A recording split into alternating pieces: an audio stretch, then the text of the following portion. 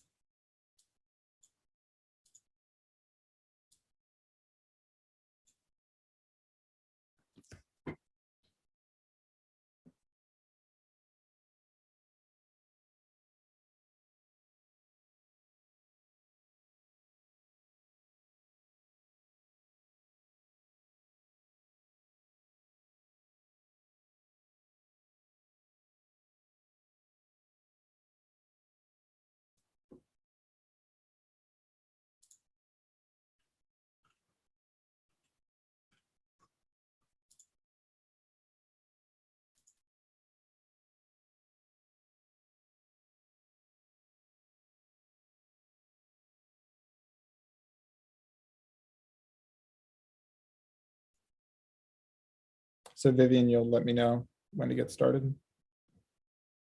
Yeah, I'll let you know when we get started. We can probably start in a couple of minutes. We'll wait a bit more as we plug out the event. Okay.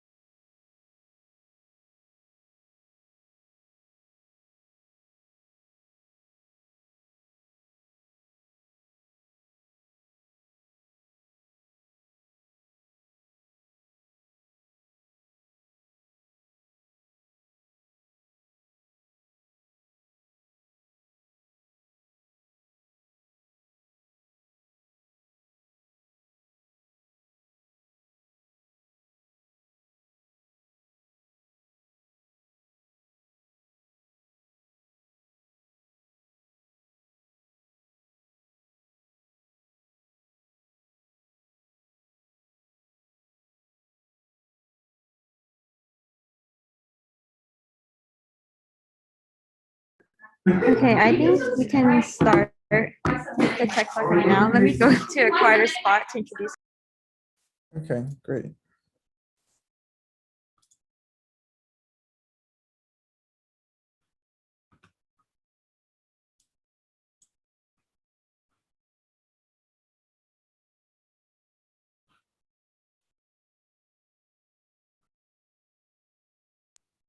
Okay. Hi, everyone. I hope that you guys been coding your projects and having fun with that. Right now, we are having a tech talk by Leo from Hack Club, and he can get started right now. Great. Thanks, Vivian. I'm really pleased to be able to share some stuff with you guys. And I know that the hackathon hacking section is ending soon. So I'm flattered that anyone took time away from the rush to get it done to watch this. And really appreciate it. So my name is Leo, as Vivian said. I work for a nonprofit called Hack Club, which I'm going to tell you a bit about. And most of what I'm going to be sharing with you today is how we think about making what I've called construction kits, which are essentially the way that we present learning materials to people. And there's some interesting constraints with the way that Hack Club has to do this, which is quite different from the places where most people get learning materials in school. So we're going to explore a little bit about how I've thought about exploring those problems in the last year since I started working at Hack Club. So to start off, Hack Club is a global network of creative technology coding clubs that is run by teenagers. It's kind of like a chapter system. So there are clubs all over the world that meet. One of our policies is that we only interact with teenagers. So if older people, teachers, school administrators come to us and say they want to start a club, we say, that's great, but let us know when there's a teenager that wants to start a club in your venue, and then we're happy to talk to them. And we're really not prescriptive about what the club should actually do. It's important that the clubs are run, by the leaders themselves, but we have some ideas about how to help people run better clubs. And I'm going to be sharing some of those ideas today. If anyone here is interested in starting a club, you're like the perfect demographic. So you can go to hackclub.com and look at the application to get started. The only thing we really vet for is like your earnest interest in wanting to do it. And it's a big community of really technical teenagers all over. So there's the in-person clubs portion. Then there's the online community, which is mostly revolves around a Slack. And that's where you can meet other really technical teenagers, or also not technical, but at least teenagers that are really interested in technology, that are building things. And the Slack really celebrates actually building stuff and sharing it with people. And then we also do special projects, which changes all the time. One summer, 2 years ago, we got $50,000 from GitHub to send out hardware grants to teenagers all over the world to build small hardware projects. Last year, we did a project called the Hacker Zephyr, which we made a short documentary on, which explains it. Probably, it's sort of a weird thing to explain, so this probably demonstrates it better than I can in words. So I'll play a little bit of this.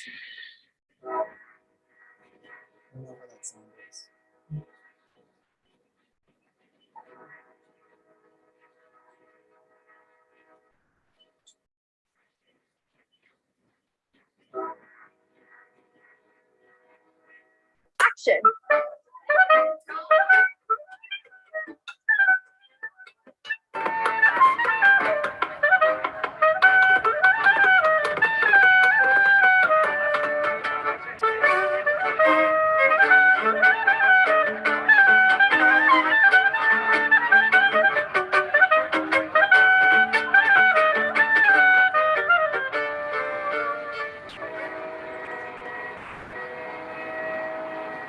This summer, we wanted to make a really deep investment in as many people as we could.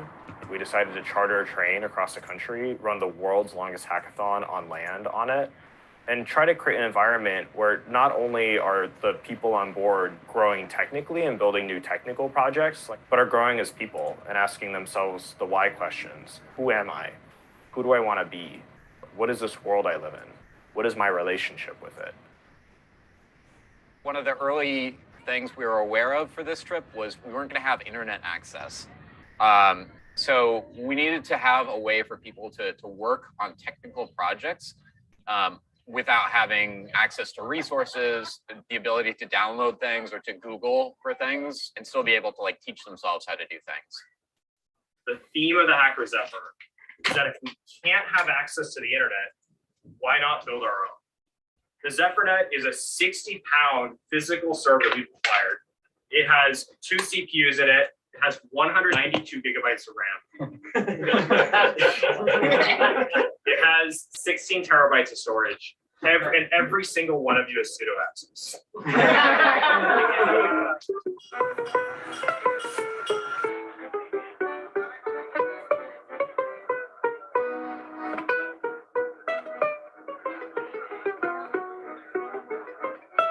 To me, Hack Club is supporting each other. And I think that's really coming out on the train. And you can't just look up a question. You have to ask someone you know. It's a great way for us to connect with each other. It kind of forces us to, really interact with each other in a meaningful way. Being on the Zephyrs showed me that everyone is here because they love to code. And they love to help others do what they love coding. All my fears of oh, I'm not going to know as much as everyone else have just kind of gone away because everyone's just been so helpful and inclusive. All right, everybody count with me. 3, 2, 1, act! What we're trying to do is take the EXIF data of those images and use that to get GPS information. I want to create some computational models with some quantum networks. So it's a split keyboard I designed the PCB for, and then I had it manufactured and sold a few of them. It should work, but it's not even. It looks like it's not even there. So I feel like it has something to do with the hyphens. That is the only folder with the hyphen in it. Yeah, I'm making a search engine for Zephyr. So right now it just searches for that exact word in the file, but we wanted to search for related words as well, right? So we're gonna have to put that in. Yeah, I'm gonna add both a plain text one and a JSON API so that you can make a CLI very easy. But right now it's very simple matching. After the JSON API is added, I'll make a command line app or anywhere, and then I'll make a UI for it. So I made Zoogle, and then while I was making it, I didn't really optimize it much. Like I did stuff that I knew was not good code. I knew it was not good code and that it would do stuff repetitively that it did not need to do. But then Kai came out with Roogle, and one of his main selling points was that his is like a couple milliseconds faster. So then I actually started to optimize my code. Go on, find out. And these are like worse results. Go on, find out that. Yeah, I do. I do. What? No, you don't. I just added one. I've had this since the beginning. Okay. Oh my god. I added one. Yeah. This is a scam. So we saw Truce and work on that circuit. Yes. Yeah. Yes. It's all merged it. Yeah. Fine. You have the best brand. We have the best brand here. Sure. We have the best. No, you have the best brand though. We're all gonna merge together. Yes, we'll merge together. Fine. We'll merge together into Zoogle. Not a lot of people have the programming interests that I do. Like when I've just been like sitting next to someone, seeing what they're making, and then just like sharing ideas, meeting other people and like collaborating and hearing what they have to say. I really like the idea of like making things to teach yourself and make yourself better, and also making a positive impact on the world. So Hack Club to me really represents a framework of life, a way to like tell myself to keep making.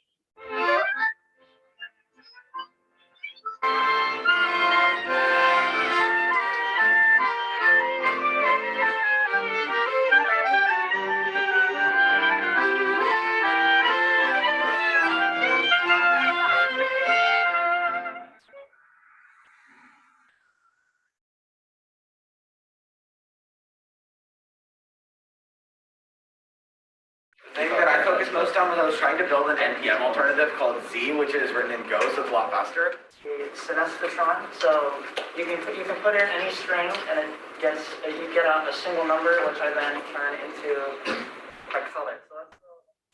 Zephyr wasn't just about like crafting a really good hackathon. It was about rewriting what a really good hackathon can be. I've been programming for like a few years before I joined Hack Club, but I never found a space quite like Hack Club. What makes Hack Club so great? The people. Like I think the community makes Hack Club amazing, and what draws a lot more people to it. I think the biggest thing that I will take away from this experience is being able to see the community that I have been looking for so long.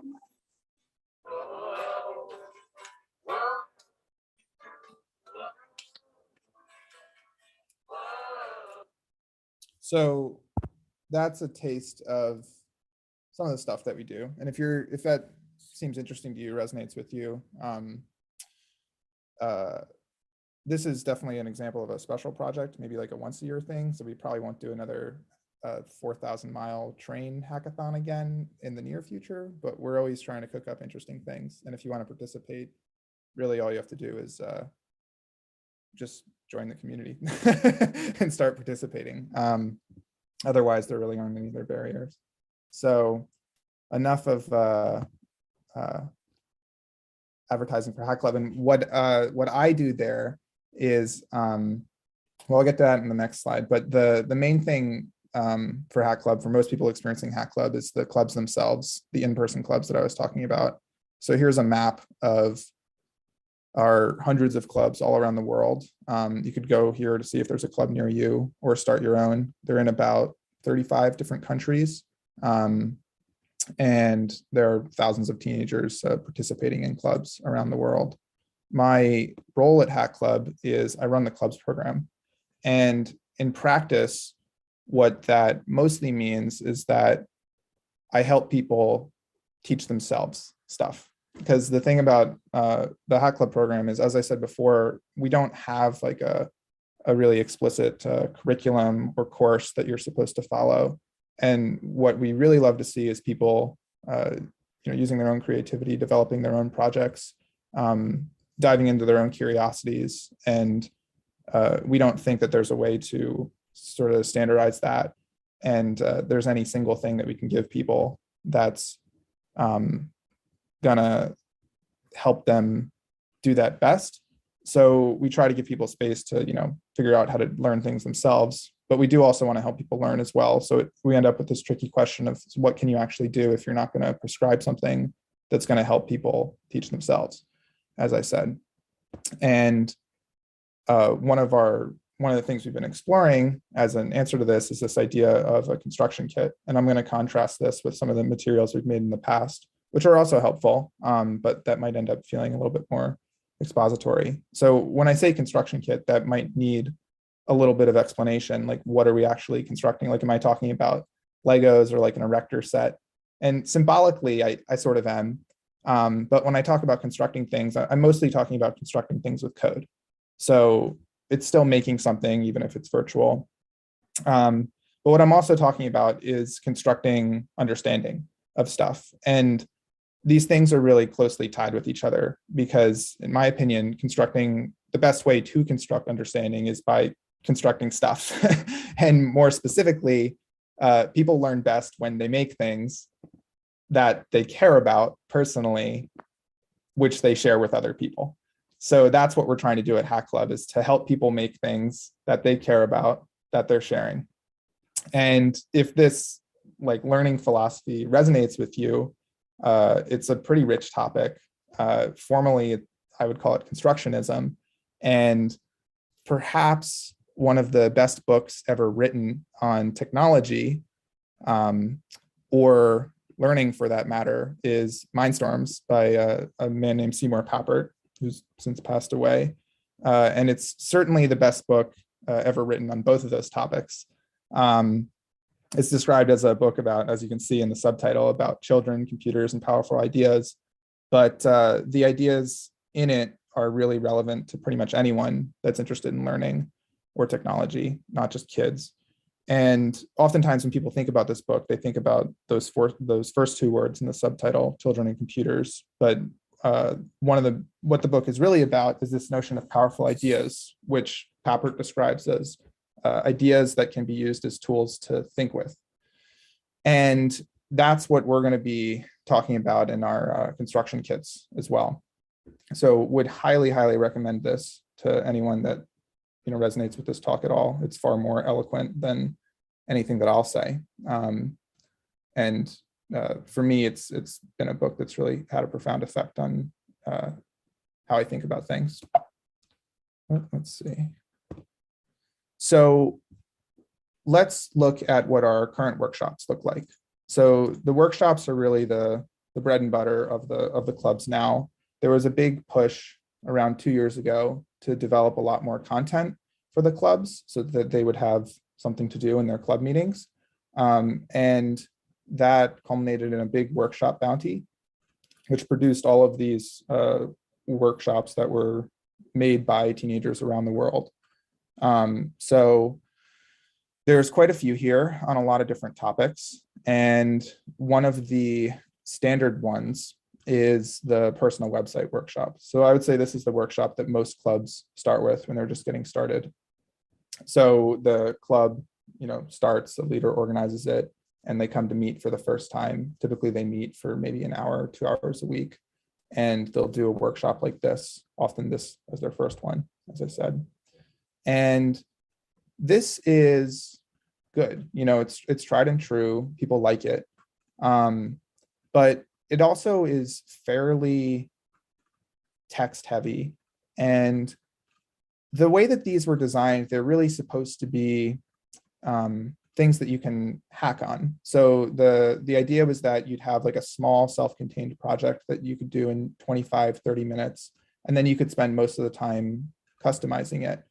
And so it walks you through quite explicitly how to get that kind of base template. and then encourages people to remix it afterwards. But so that's the personal website workshop. But is this really a construction kit? I would say it's not. It's a useful resource. And we've definitely seen that. And, thousands of people have used this workshop and have learned stuff from it. But one of the issues with it is that it's a lot of explanation. And so when you're in this social club setting and you're sitting wading through this text, it maybe doesn't fully take advantage of some of the opportunities that the club offers. And it's a lot of following directions as well, which as a general rule of thumb, you can't always count on people to read too carefully, especially when they're in like a lively social environment. And it would also oftentimes the way that this workshop will play out when people run it is, the predominant model of teaching that people have from school is that they go up in front of a classroom and they'll give a presentation and they'll walk through something and everyone else will follow along. And we really wanted to get people generating their own projects as quickly as possible and, being social with each other, thinking about what they're doing and being creative. So we started to wonder if we could design a workshop where you only have to tell the person attending the workshop a couple of things before they can get started working on their own. And we decided that we were going to do some experiments to see if this was possible, if you could get down that exposition portion of the workshop to the minimal amount. So one of the first things we did to test this was we made a custom programming language for making music. And the entire language is pretty much used in this little example that you see here. So what you see is there's some notes, which you might recognize from like a typical Western 12-note scale. There is this semicolon programming language, so semicolons, and that represents a pause in this case. You have a minus, which is shortens the beat. You have a plus, which lengthens it. You have an X and then a number for repeating something. And you have an underscore for transposing something down, and then this caret for transposing it up.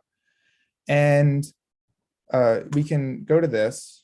This is a live site, and I'll actually put this in the chat as well in case anyone wants to play along. And so everything I just told you is basically all the explanation you need to now get started writing your own programs. So we started testing this out with people who had never programmed before. It was their first experience, and seeing if they could just start coming up with their own projects without having to have a lot of explanation. So you see here, there's a little bit more noise going on in the editor. And the reason for that is that we decided people wanted to feel like they were learning like a real technology, which is sometimes unclear what exactly that means. So we decided to embed Muse inside of JavaScript. And that also gave people a chance to extend it a bit more if they wanted to flex their programming muscles. But to get started, all you really needed was to learn that basic core of the Muse language, and then just be told, okay, just play in this little area right here. So I don't know if you'll be able to hear. Can anyone hear that? I just see a bunch of windows open on my screen, but maybe all right, cool. Thanks, John. So in context, what I just said, you can make notes, and then if I do two next to each other and they play at the same time, I can add a pause. I can shorten that pause. I can lengthen the other note. And I can repeat that. And let's see, I'll add a pause there. Repeat that. Do that there. Shift that up. And then you can notice that the notes are getting logged here. I'm starting to compose something here. If I want to compose in a way that's a little more real time, all this noise down here is actually binding sounds to my keyboard. So there I'm just playing with my keys, and I could take those and fold them back into the song. And then we also have these samples here, which we borrowed from a wonderful digital art project called Patatap, with permission after the fact. So this was an interesting experiment. And let's take a look at some of the things that people started making in Muse. So this is from a first-time programmer who had a bit of music experience.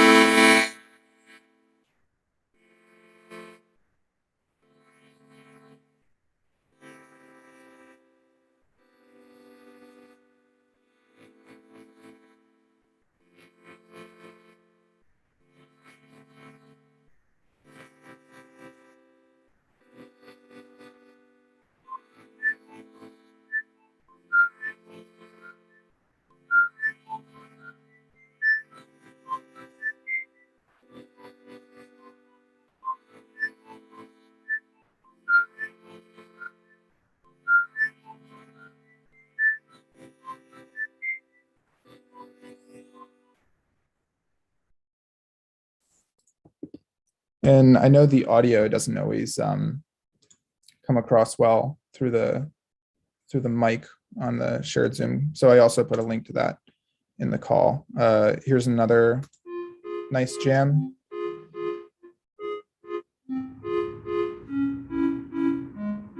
We won't have to listen to the full thing. Here's an example, very short one, of people using samples.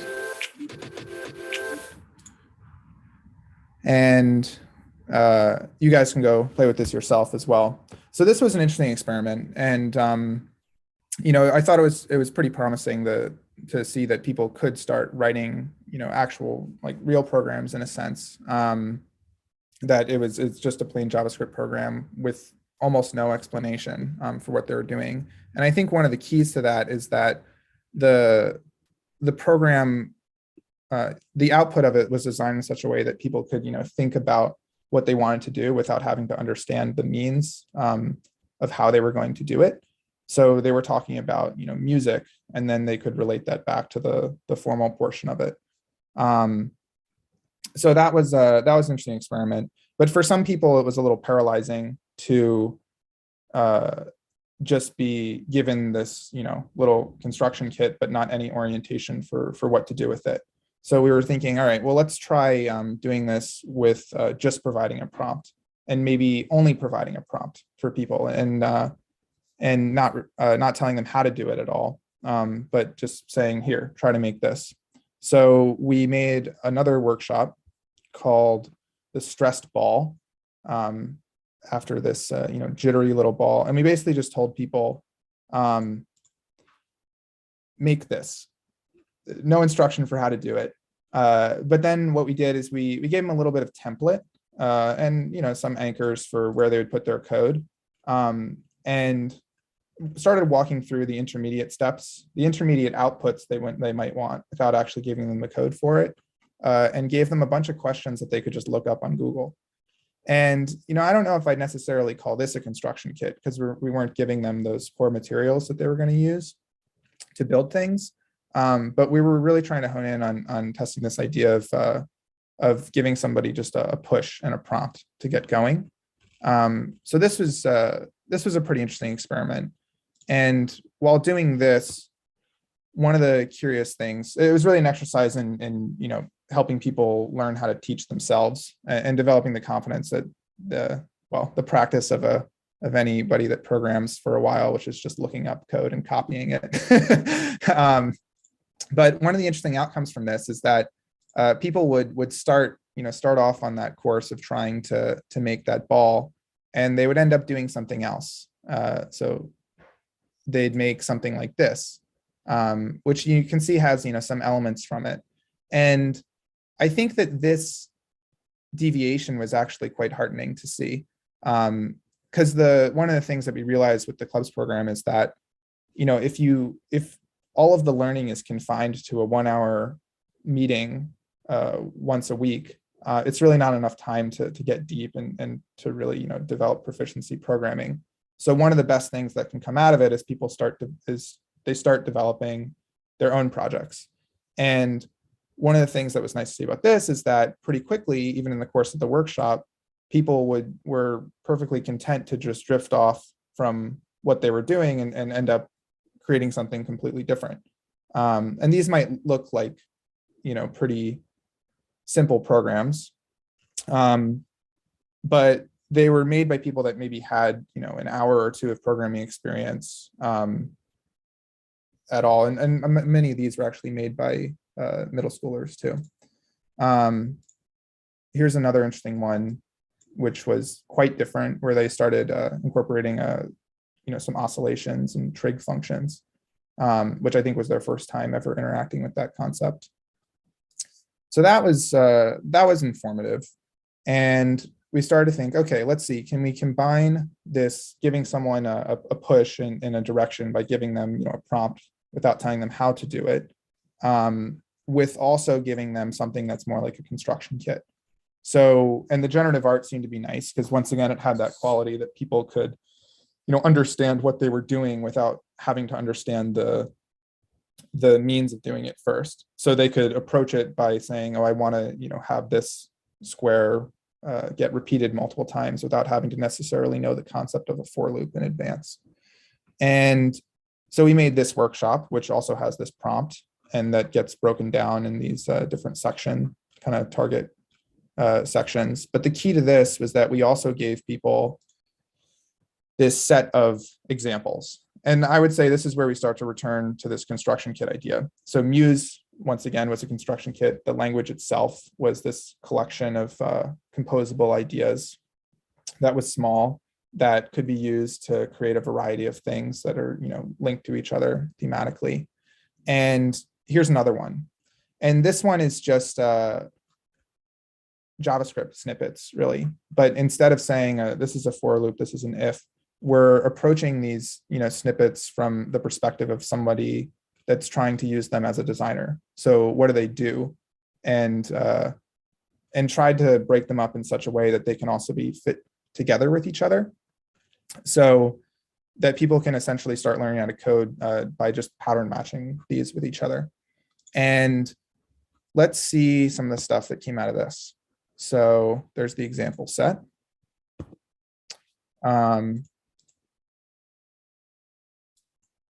So this is I would consider this a pretty interesting project for somebody that's coding for the first time. It's, aesthetically appealing. Let's see. Here's another one, completely different from what the prompt was.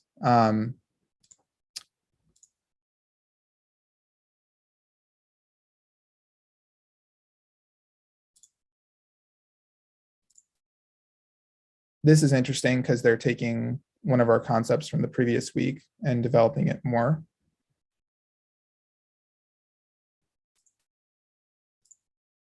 And then something else curious started to happen. So this doesn't look like much, but it's got a little bit of keyboard interaction with it. So I'm pressing my keys here and it's deforming this ellipse. So people started to add a little bit of interaction. Here's a collision test. And this was an attempt at starting to make Pong, not quite functional. There's a little bit of bounce. But essentially the club participants were starting to ask for a little bit more interaction and wanted to make things that were a bit more like games, that weren't just programs that you would look at, but programs that you could actually interact with. So we thought, all right, let's do the same thing as that, these minimal sets of composable examples, and let's do it with a tiny game engine. So for this one, we did write a little custom engine for this. It's quite small, maybe 500 lines of JavaScript, but that allowed us to have gravity and some collision resolution. And then we just gave this to people, didn't even give them a prompt, and just said, see what games you can make. So let's see some of the games that came out of that. We got this little platformer, which I'm probably going to fail at.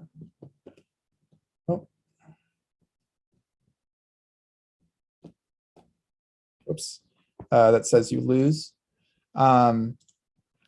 So that's pretty good progress for maybe getting 4 hours of coding experience with without any explicit instruction for how to do things. People started making some clicker games as well. And then Pong started to improve too. So let's see here. This is a bit of a better looking version of Pong, but you see that bouncing is at least not the most interesting game. And then here's an even more interesting version of Pong, which actually has a score as well. So that's starting to develop. And one of the things that I mentioned before was that we really want to see people start developing their own projects. So people weren't even asking for new workshops each week. They just wanted to continue what they were doing last week. And that was really, that seemed quite promising. So we decided to lean into this game making, but to make it so that these characters could have a little bit more character to them. So we ended up making this tool called the Hack Club Game Lab. And the idea in Game Lab was that you'd have this, this construction kit, which is almost entirely documented here, which is this little game engine. And then we would augment the environment so that people would have, more space for kind of inserting themselves into the projects they were making. And the way that we did that is by adding a sprite editor where you could draw your own characters. And so I'll just draw whatever this guy is here, maybe make him green, a little more goblin-like. And then you can easily add this character. Over here, this is just plain JavaScript. So you're still writing an ordinary JavaScript program, but you get to augment it with your own sprites. So let's make him a little bit bigger.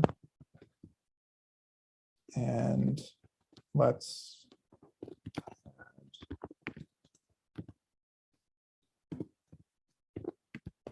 some gravity to that. And that's more anti-gravity. And now let's have him fall on the floor.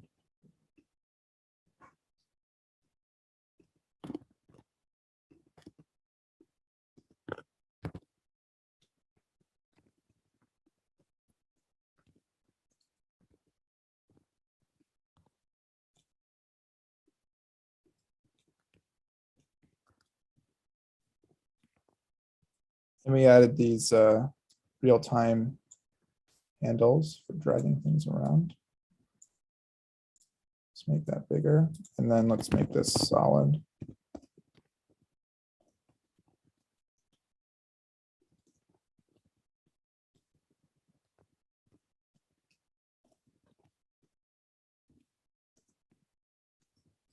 Okay, so you can see that you can start to add characters. And my favorite part of, we'll add a little control to him as well. So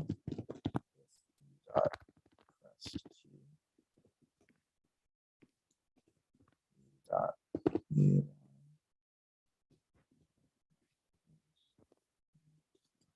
if I hit space, then he'll jump. And then my favorite part of this whole editor is actually this little sequencer here. So I can use this to write little tunes.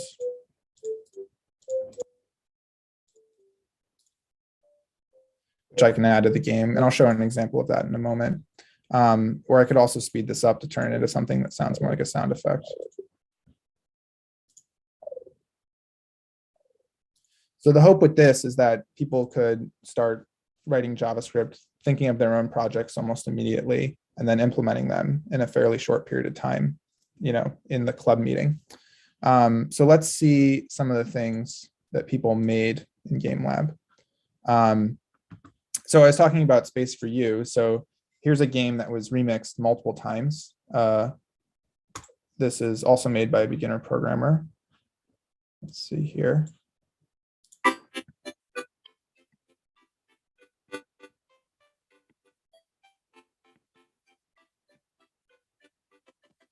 You see it's a variation on the Dino game with a very fun little tune here in the sequencer. And then we have Ella's version of this, similar game, but put her own spin on it. And Maggie also did a similar thing, made her own typeface, which I thought was quite nice. And then this is also similar. Not all games in Game Lab have to be side scrollers, but this has been a popular one with the community. So this whole game is less than 100 lines of code and is something that someone just starting out could feasibly learn to implement and then remix for a period of time afterwards. So this was a recent project for us, which has been fairly promising, but we still found that people were wanting a little bit more of a push when they were starting out, where it can be a little paralyzing to just give someone that construction kit of, here's a set of composable ideas, put them together to make whatever you want. So even though we want people to develop their own projects, sometimes it can help to be a little suggestive in the beginning. So we decided to make these challenges in Game Lab, which are actually just here. And I'll put a link to this in the chat as well. And what these challenges are is basically they're a combination of like documentation and a coding challenge, where all of them have some specific mechanic that we're presenting like in the context of the use of it. And inside the challenge, the mechanic is also being used. So a good example of that is like in this one, you have a rocket and a bunny, and the bunny gets launched and the rocket hops. So you have to like swap them. But the answer is already here. And we found this to be a very effective way at essentially like onboarding people into it, into the construction kit to learn all the different mechanics that are available. And one of the things that was quite nice about this is that in the process of doing these challenges, about half of the people just completely defect from following the course of the challenges and just start making their own games, which is great. The point is not to, complete it like a worksheet and get 100%, but to get familiar enough with like the tools at your disposal that you can start doing your own things that hopefully, carry you through doing more projects in the future and spending more time outside of the club meeting learning. So that basically brings us up to where we are now working with these things. So what exactly is the takeaway with these construction kits? Well, it's hard to say. Helping people teach themselves is tricky. But if I was to sum up, what constitutes a construction kit or how to design them, I'd say give people the tools to create a variety of things. Focus those tools around a few ideas, which are composable and powerful, and present them from the perspective of a designer, where show the tool based on like what it does and not how it does it. So instead of saying a for loop, think about what somebody might want to actually use it for. And then when you're introducing somebody to the kit, introduce them to those ideas with a little bit of a push, like the challenges. And the other thing too is that exposition is not always bad. There are places for it. The workshops are still a great resource, but there are lots of other ways to help people learn things too. And I think that the construction kit is a especially compelling way of formulating it. And if you want to learn more about this, Mitch Resnick and Brian Silverman have an excellent paper on their experience designing construction kits. Mitch and Brian, Mitch is really credited as the inventor of Scratch, which probably most people are familiar with. Brian also worked on Scratch and has been a main figure in the logo language for many years, which was sort of the predecessor to Scratch, but both are real master educational technologists that have great insight into this topic. So I'd highly recommend this paper. And I hope that this was interesting for you and might change the way you think about learning things in the future, but also the way that you help other people learn things too.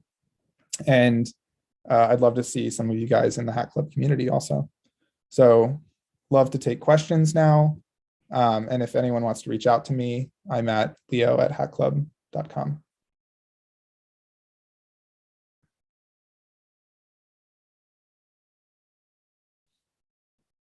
Any questions?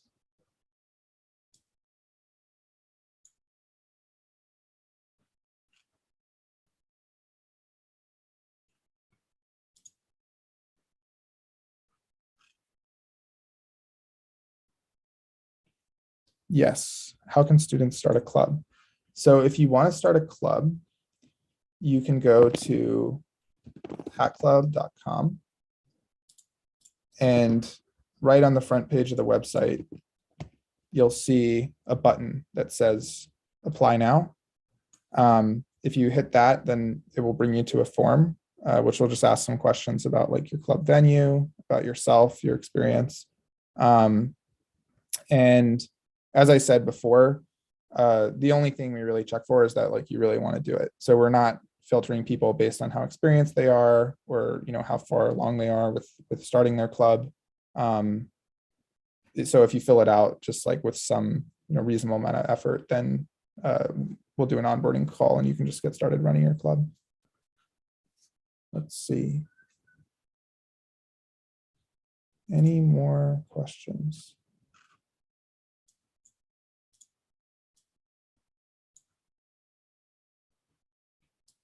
I've lost the chat.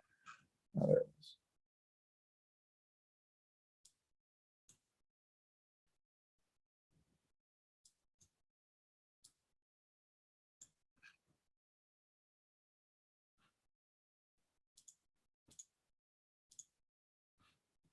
Any more questions?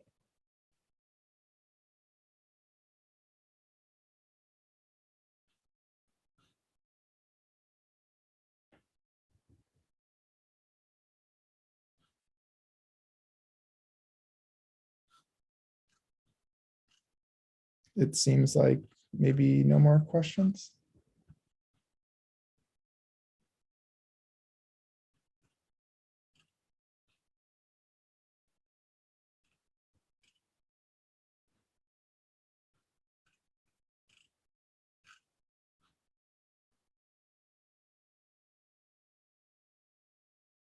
All right, well, that's if there's no more questions, then that is what I had for everyone. And so thanks everyone for coming, and good luck wrapping up your projects for the hackathon. I really appreciate you taking some time to listen to what I had to share.